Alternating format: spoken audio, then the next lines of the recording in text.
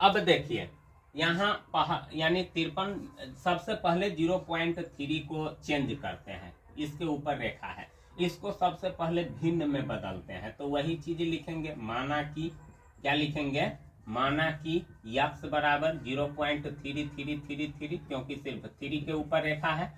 चलिए अब कई गो अंकों का दोहराव हो रहा है, एक अंकों का दोहराव हो रहा है, तो दोनों ओर क्या कर देंगे, दोनों ओर एक पर एक 0 से यानी 10 से गुना कर देंगे। तो चलिए गुना कर दे रहे हैं। गुना करने पर अब जब ये 10 से गुना कीजिएगा तो 10x बराबर ये दशमलव इधर भाग जाएगा, 3.33 आ जाएगा। ये आपका दूसरा समीकरण हो जाएगा।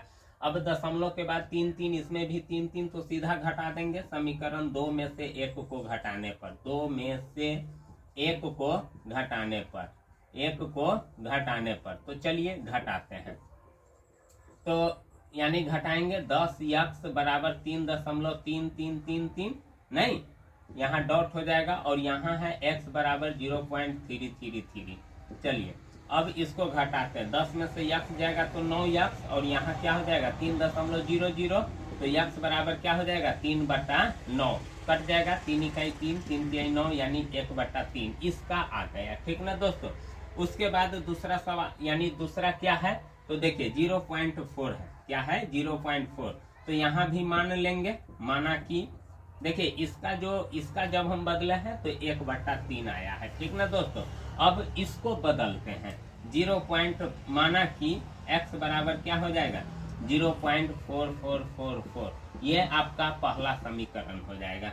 फिर दोनों ओर फिर 10 से गुना कर देंगे, क्योंकि सिर्फ एक ही अंकों का दोहराव हो रहा है, दोनों ओर 10 से गुना करने पर। तो चलिए दोनों ओर 10 से गुना कर देते हैं। ठीक ना। तो जब ये 10 से गुना करेंगे तो 10x बराबर एक अंक उधर भागेगा, क्योंकि एक 0 10 पर है, तो 4.4444 इतना होगा। ये समीकरण 2 हो जाएगा।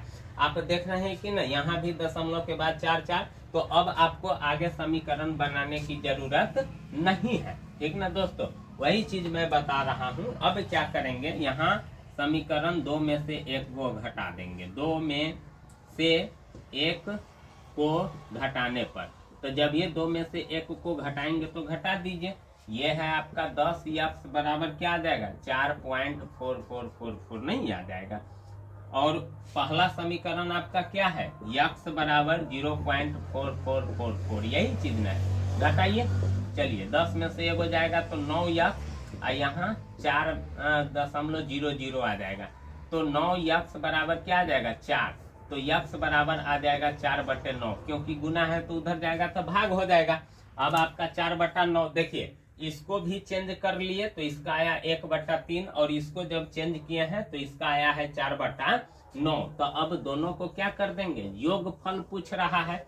यहाँ देख रहे हैं कि ना 0.3 और 0.4 का योगफल पूछ रहा है, तो इसका वैल्यू आया है 1/3 और इसका वैल्यू आया है 4/9। दोनों को जोड़िए, बटा पर का जोड़ हो गया, तो बटा पर के जोड़ के लिए नीचे का एलसीएम, तो 3 9 का एलसीएम 9 हो जाएगा, 3 तिहाई 9, तो 3 और 9 से 9 एक मतलब है, तो 4 और 4 और 3 7/9। मेरा फाइनल आंसर कौन हो जाएगा, ऑप्शन इसका बी हो जाएगा। तो दोस्तों आपको इस प्रकार से बना करके आपको सही टिक लगाना होगा, नहीं तो गलत हो जाएगा, आपका सवाल गलत हो जाएगा, आपका ऑप्शन गलत हो जाएगा और फिर आपको नंबर नहीं मिलेगा। तो दोस्तों अगर आप समझ गए हो तो जरूर वीडियो को लाइक कीजिएगा और चैनल को भी जरूर सब्सक्राइब कर लीजिएगा। थैंक यू, धन्यवाद।